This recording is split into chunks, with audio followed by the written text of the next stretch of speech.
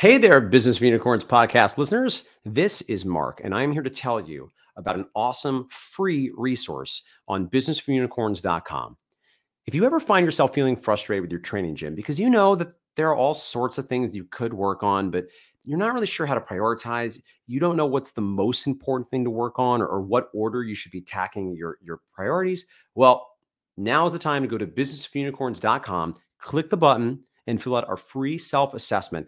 With the Ultimate Training Gym Owner Report Card, you will gain immediate clarity on just where to be focusing your attention to create more positive impact on your community, to drive more revenue and take-home income, and to do it all with less stress and more peace of mind. So go to businessofunicorns.com, click the button, fill out that free self-assessment, and start building a business and life you love today.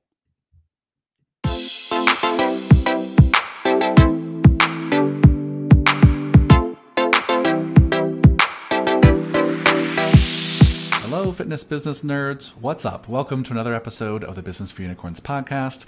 Today I'm here with two guests. Well, I guess one is technically a staff member at Business for Unicorns at this point, so he's not really a guest anymore. But, you know, he's still a treasured podcast participant. Ben Pickard, what's up, my friends?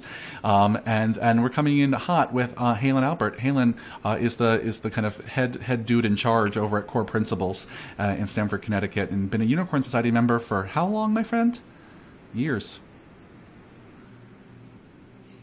I think from the start. 4 or 5 years. Four, it's been a hot minute. Well, thank you, gents. Thanks for both being here. And the reason I have you both today is that Haylin has been crushing business lately, and certainly it's in large part due to his effort, but also he's been working with Ben, who has also been helping him along the way. So I wanted to bring them both on to just share some recent success about that they've been having, and have them kind of pick apart what's working and not working, so that you can all steal it and live the big life like Haylin.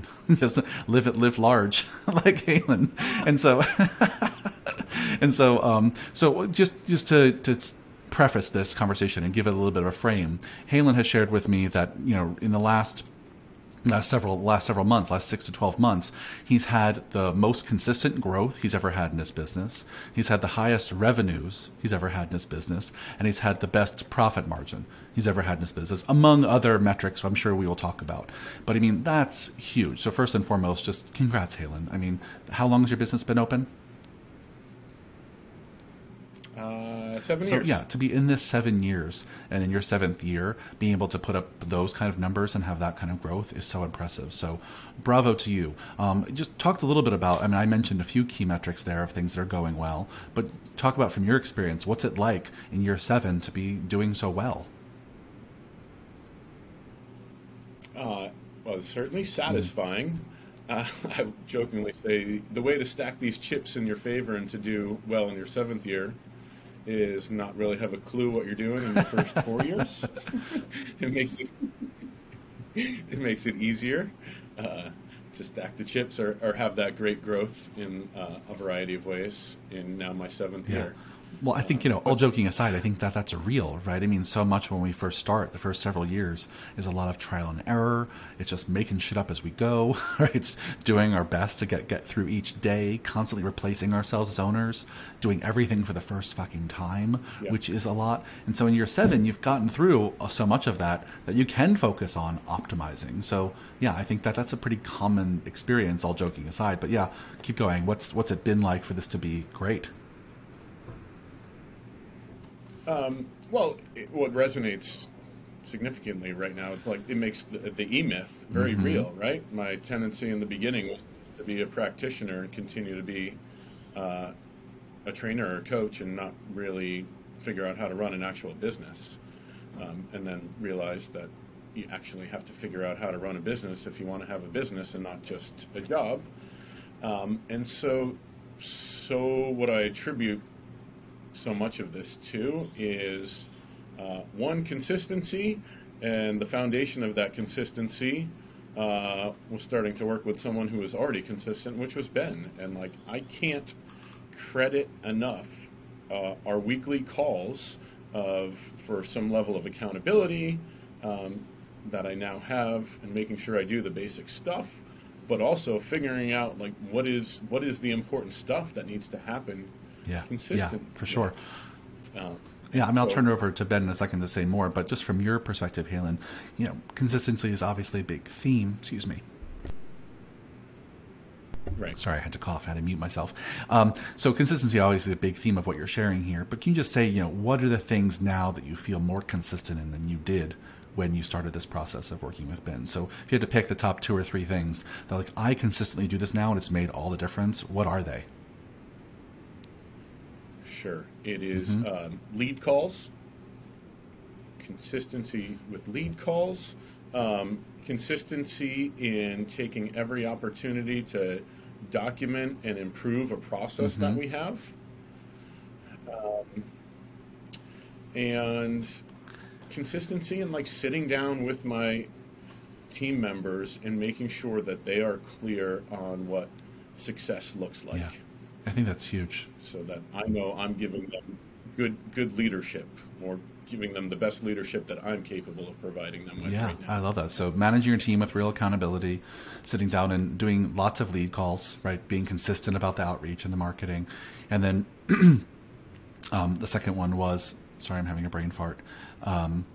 Documenting everything. Thank you. Yeah, documenting all the processes and SOP. SOPs, 100%. Yeah, that's huge. And I think so often when we're new in the business, we don't take time to do those things, either because we're growing organically with word of mouth, so we don't feel like we have to do any outreach. We don't need to write down SOPs because we're fucking doing everything. So why are we writing it down, right? And we're not managing a team because we're new at managing. We're new at managing, don't know how to do it yet. And you've gotten to the place now where you got those 3 things rocking, and it's made all the difference. Yeah. So Ben, what did this look like from your perspective? Talk a little bit about when you first started working with Haylin. What did you notice that needed to change? Yeah. So I mean, all of this was love. Yeah. Haylin kind of knew his numbers. Mm-hmm. Keyword kinda. And when I say know your numbers, it doesn't just mean how much money did you make, like how much money is in your bank account yesterday. That is not knowing your numbers. That is one login. But knowing like, hey, consistent on the profit and loss, are expenses in the right category so that when something's funky, you catch that easily. And then, we just got back from Portland, but we did quarterly planning with everybody, and that's totally my jam. Haylin has been diligently filling out a scorecard, or a dashboard for key metrics each week, plus we review monthly metrics together each month, plus he plans out his quarters in advance. So he knows not just how many dollars are coming into the business from a know your numbers standpoint, but actually, like, I know that last week Haylin had an average of 5 people per session in his online sessions. He knows that as well because it's on his scorecard. And then when you can make data-driven decisions because you see those trends, it actually lets you know, where do I need to put my energy and time, not just, oh fuck, something's not working, I'm gonna freak out. Haylin didn't actually freak out, but that's how I ran my business for the first 3 years. Shit, something's wrong. And then you spend half a day trying to figure out what's wrong when you could just be like, actually it looks like the weak point this week was lead follow-up. I'm gonna make sure I double down on that, and we're gonna see the returns in 4 weeks from now when they convert from their trial. It's a difference in outcome, but it's also a massive, massive difference in mindset. Haylin is a much more calm, cool, collected dude who's running the shit out of an awesome, profitable, ridiculous margin business rather than I just have a gym and I'm hoping to make it work. Yeah, that makes a ton of sense. I think, knowing your numbers can mean a lot of things to a lot of people. And I think that what I'm hearing you say, Ben, which obviously I know because this is what we do together on a regular basis, is to know your numbers. You need to know what numbers you need to know, right? That's the first step. It's not just generically know like how much money's in the bank account or how many clients do I have, but what numbers are most important to you understanding what levers and pulleys you need to activate in your business to make growth happen or to make change happen, whatever that change, whatever you want that change to be. And so, how did you both go about the process at the very beginning of figuring out what numbers are going to be most important here for Haylin to track? Either one of you can take that, but what did that look like initially? You want to take this one, Haylin? Yeah, my answer is going to be short. It was asking Ben, what are the best numbers to track? We say that jokingly, but there's a lot of seriousness to it. We knew we had to have numbers within specific categories, meaning like what are numbers related to marketing, what are generating leads. We're able to figure out, like, if you start at the top, how many leads do we get? What does that lead to in terms of strategy sessions? What does that lead to in terms of trials we get? And then in terms of conversions? So if we wanted to work backwards and figure out like, okay, here's where we're at, how much growth do we want to experience, what do those numbers need to look like in order to achieve that growth? So we can sort of reverse engineer it and then be able to say, well, is that actually realistic? We had that conversation a few times where I may have said, well, I want to grow faster. And when we reverse engineer the numbers and we look at like how many leads that would mean we need and how many phone calls, lead calls I'd want to make on a weekly basis, we'd have to have the conversation of like, how well does that dovetail with how I want to live my actual life? And what do I want to give up? So it brought a lot of reality to things, and we're able to arrive on like what felt okay for my own personal life and how I wanted to live it, and balancing that with the growth that I wanted to see in the business. It's a beautiful example. Ben, you want to just talk a little bit about that example? Yeah, absolutely. One of the things I think we've really nailed down super well for you, Haylin, is finding the marriage between what are you willing to do, meaning what's the life you want to live look like, and how does that show up in the business? Because I think everybody in principle knows that, well, like I tell people we exist, and then at the end of the funnel, I get signups, and you hope those numbers are the right amount to make you happy. I think is probably how most people are doing it. They don't generally have targets, and if they do have targets, they're potentially just pulled out of thin air. And me and Haylin have spent a lot of calls talking about, like, how does this fit with family life? And how does this fit with, like, having hobbies? And, like, what else are you interested in? And does this support your personal financial, freedom and retirement goals? And I know this gets pretty deep pretty quick, and it's not always the most, here's 3 things you could do on today's podcast to grow your gym by 25%. But it is the stuff of like, we could all have much bigger businesses if we wanted to work twice as much. All 3 of us are great operators, and I'd like to think we're all very capable, intelligent people, but figuring out like how much time and energy am I willing to allocate, and then what levers can I pull for the biggest impact on that is huge. Because Haylin's growth has been tremendous, but it's not like this is a $20 million a year gym and this is the second biggest on the planet. It's like, it's going extremely well, but it's also going extremely well for Haylin's life, which I think is a point that gets often overlooked. I know I get, it's like comparison is the thief of joy. You're like, oh man, that person's doing 1.2 million a year. Like, shit, I wish I was doing that too. And that might not be the path for everybody. And that's totally okay. And then bring it back to your original question, like, what are the numbers we need to know that are going to make that valuable for you? Because there's a happy speed to grow at. Yeah, I think it's a great point. I love that you all explained it this way, which is, what in the business do you want to change? Let's just say you want more members, right? Let's just say that's the thing you're trying to grow. Then you reverse engineer from there. Okay, well, what are all the things we could track that let us know we're on the path to getting more members, right? More emails, more cold calls, more, et cetera, et cetera, et cetera, right? Those are the numbers you track. But I think even before that is, okay, well, then if those numbers we're going to track to get to that number of members, what does that mean we have to do, right? What does our work look like every day to have that many cold calls, to gather that many emails, to get to that many new members? And that's often where the rubber meets the road. I think, and this point is so well taken. I think listeners, I think this is something to really take to heart, is like, how hard are you willing to work at those things to get those results, right? If the idea of doing 100 cold calls in a week, right, does not work for you, then don't do it. That can't be your strategy if it doesn't fit into your life and your strengths and how you want to show up every day, right? And so there's some kind of matching of how the work I want to do, or better yet, or the work I think I can hire someone to do if it's not me, to the actual metrics that we're measuring to get to the goals we want to get to. But I love that idea of reverse engineering it. And I think oftentimes people forget that last piece, which is, do you want to do that work? Is that actually how you want to show up? So I love that this growth, Haylin, has not come at the expense of your well-being. It's actually come because you've aligned the strategy of the business with your well-being. And I think that's a huge, huge lesson. Yeah. You mentioned a few other things that you attribute this growth to. What else would you want to share about all that with our listeners? Yeah. One more thing, which is sort of part and parcel to what we were talking about, which is not just tracking on a weekly or monthly basis, but Ben referenced the quarterly plan that we do, where we identify, frankly, like, what are the most important things we want to work on for the next quarter. And the real power of that has been the ability to say no to other things, like being able to frame it as like, okay, here's what we've already decided is important for this quarter. So when other shit comes up and like, ooh, that sounds interesting, maybe we should try that. We go back to our quarterly rocks and say, actually, no, we've already decided what is important. And it has to be something major to replace one of those things we've already decided is important. So it just makes it easier to stay on task, if you will, and to maintain that balance that we just talked about of like business growth and life. I don't have to take on all these random new projects, which seem sexy and attractive at times, but we've already taken a full day to decide what are the 3 or 4 biggest needs of the business over the next quarter, and that's what we're going to stay focused on a weekly basis. I mean, it's beautifully said, Haylin. I think so much of what I see when we talk to people who want to join Unicorn Society or just do coaching with us is they're just constantly spinning their wheels. Every week, they're reprioritizing. Every week, they're deciding, do I do this? Do I not do this?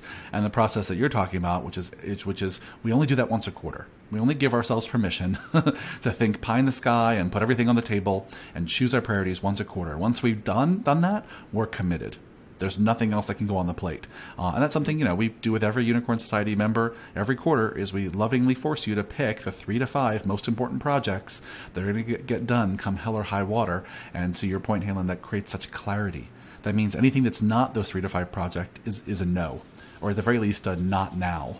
And that's huge. Ben, I know we just got back from doing this at our Unicorn Society Portland retreat, and this is a process you do well. What would you add to this conversation about quarterly planning? Yeah, to your point about people typically spinning their wheels, and I say this with a small degree of hypocrisy because I also fall into that boat sometimes. We are, dear listeners, still only human. Yeah, you nailed it. By picking the 3 to 5 things you're going to do come hell or high water, it makes it really easy to say no to those other things.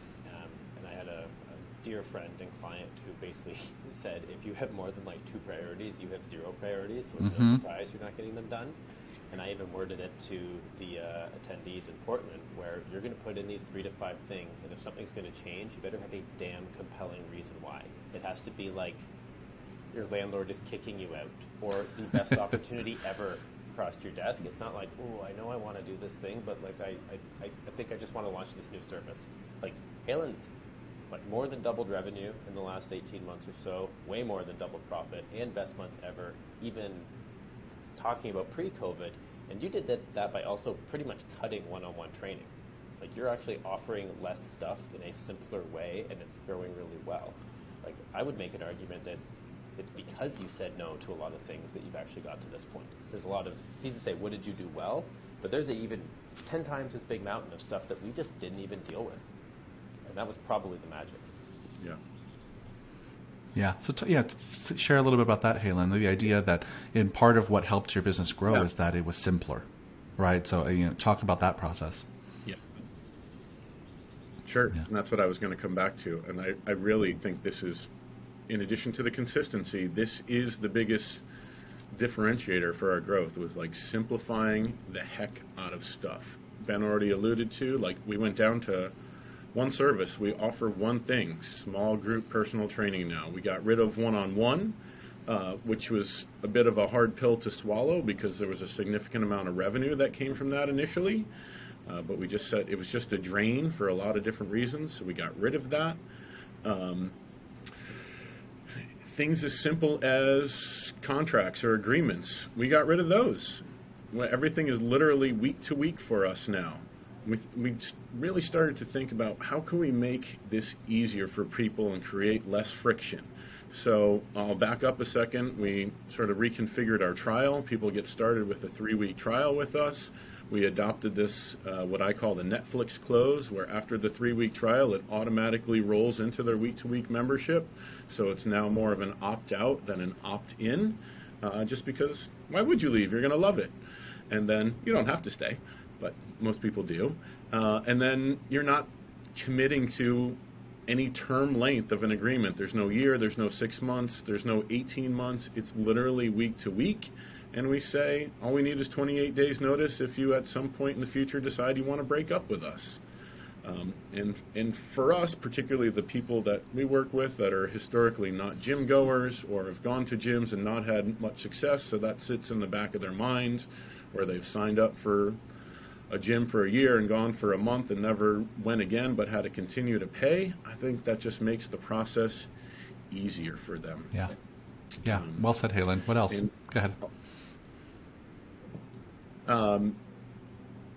We've changed how we program. We've simplified the heck out of our programming for clients, which, on surface may seem like a detriment. Why do you make it simpler? But I'll tell you what, it's made it a hell of a lot easier for our coaches to coach these programs so they seem like better coaches, or are better coaches.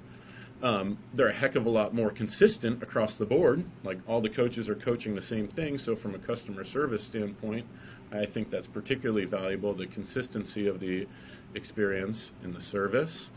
So that's been super valuable.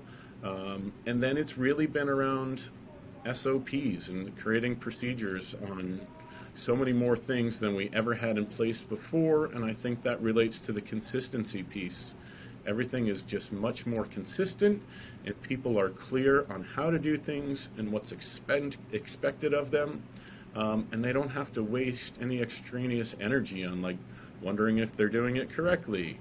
I saw Haylin do it that way. Should I do it that way or this way? Everything is just more simple and consistent, and allows people to focus on the client experience and what's actually important. I mean, good for you, Haylin. I mean, that's a giant list of changes to have made in the last 18 months or so. And the fact that you made them and have been so better off for it, I mean, just all arrows point to simplicity, simplicity, simplicity. And, clearly there's a lot of tough decisions that you have to make when you get to that level of simplicity, like getting rid of one of your whole service categories, or getting rid of the complexity of your program design process that trainers are obsessed with and think is super necessary, but shockingly isn't. And so, Ben, I'm curious from you, at each of those turning points where you all had you all were forced to make a decision about getting rid of something that seemed really important. How do you go about that? I mean, so many times that we talk to folks, Unicorn Society or otherwise, when it comes to killing their darlings and simplifying their business, it requires tough decisions. So how do you work through those?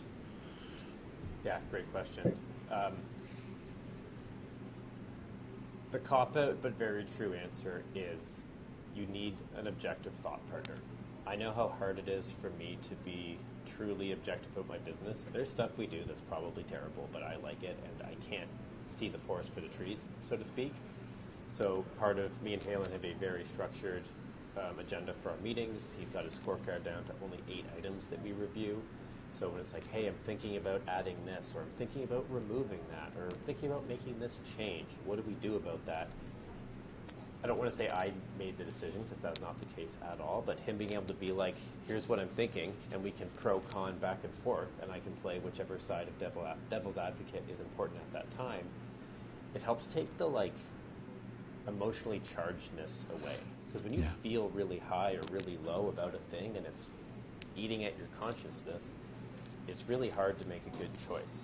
But when we can actually bounce things around for a period of time and come back to it sounds like these are the action steps, let's try that on and see how it feels. We broke it down a potentially terrifying thing such as let's axe multiple thousands of dollars in revenue from one-on-one training, and turn that into well, what's the next step?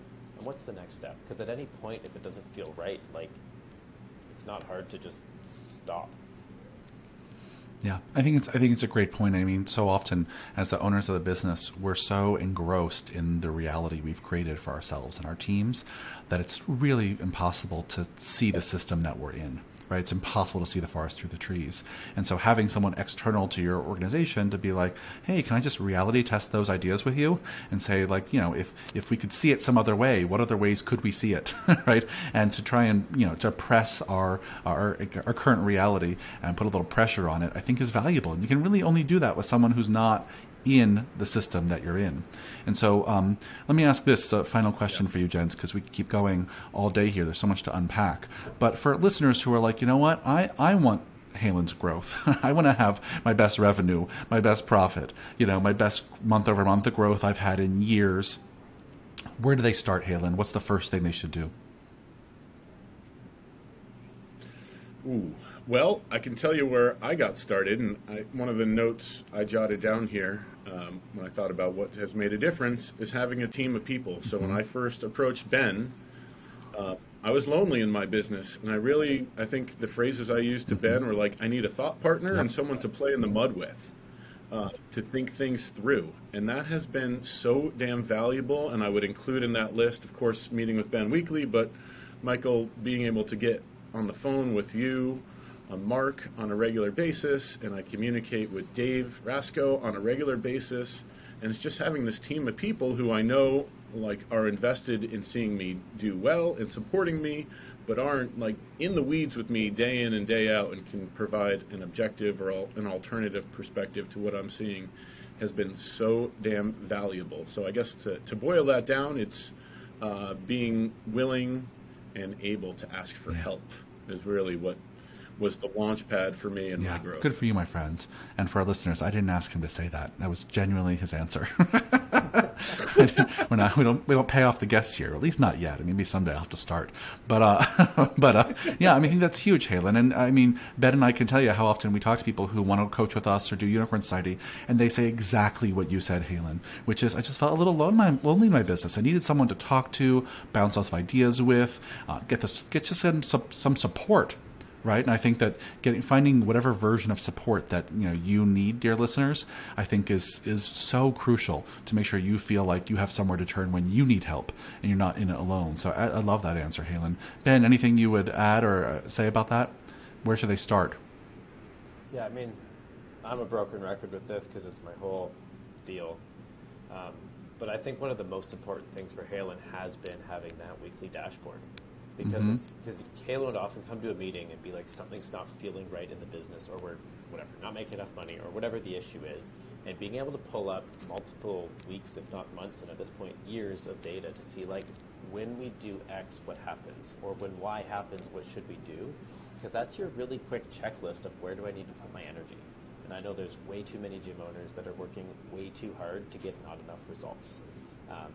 I mean, I was just sharing, on the way home from Portland, I was lucky enough to sit beside a pilot who was deadheading back, and knowing me, I asked him a million questions about flight and aviation, and he shared with me, there's a video you can look up where a Canadian pilot crashed an F-18 Hornet, which is like a $100 million plane, and it's on the internet, and he's doing some cool maneuver, and then an engine failed, and on the video it's like 4 seconds, and then he ejects.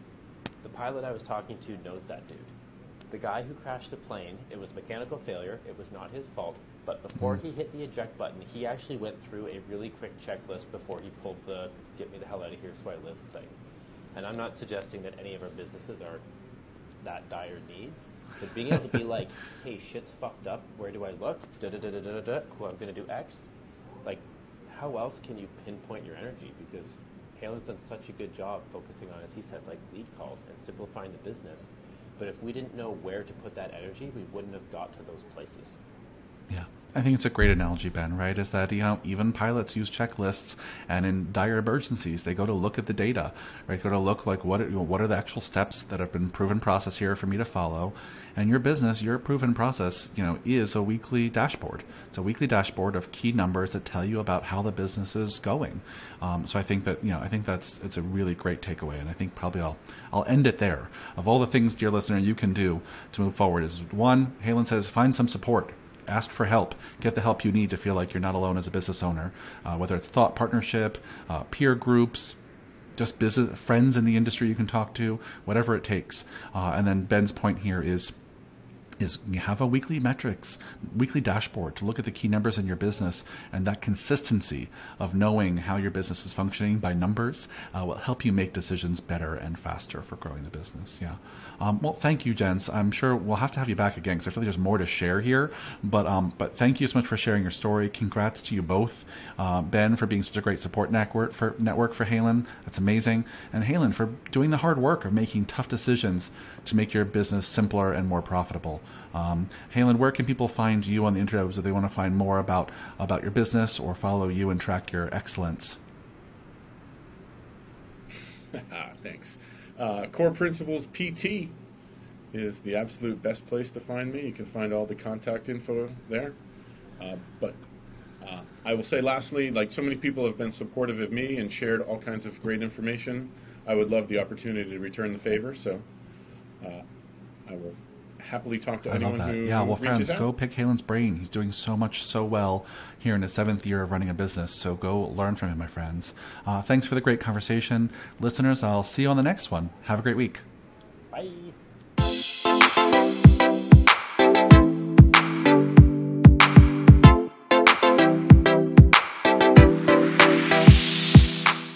Well, I hope you loved today's podcast, and forgive me, I want to remind you one more time, if you haven't already done so, head over to businessforunicorns.com, click the button, and get your free self-assessment, the ultimate training gym owner report card. I promise you, you're going to want to dig into this resource and get the support you need, finding crystal clarity on exactly where you need to be focusing to create a life and a business you love.